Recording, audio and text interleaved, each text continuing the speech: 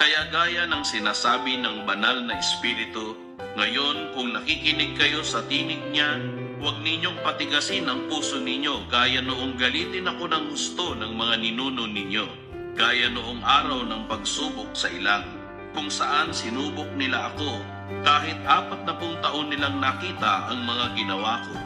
Iyan ang dahilan kung bakit nasuklam ako sa henerasyong ito at sinabi ko, laging lumilihis ang puso nila at hindi nila natutuhan ang mga daan ko.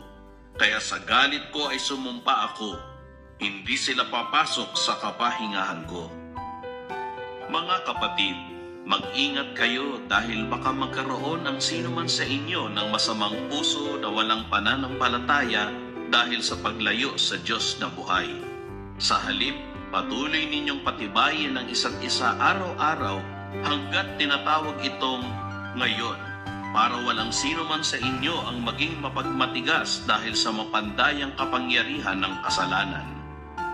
Dahil magiging mga kabahagi lang tayo ng Kristo, kung hanggang sa wakas ay hahawakan nating mahigpit ang pagtitiwalang taglay natin mula pa sa simula.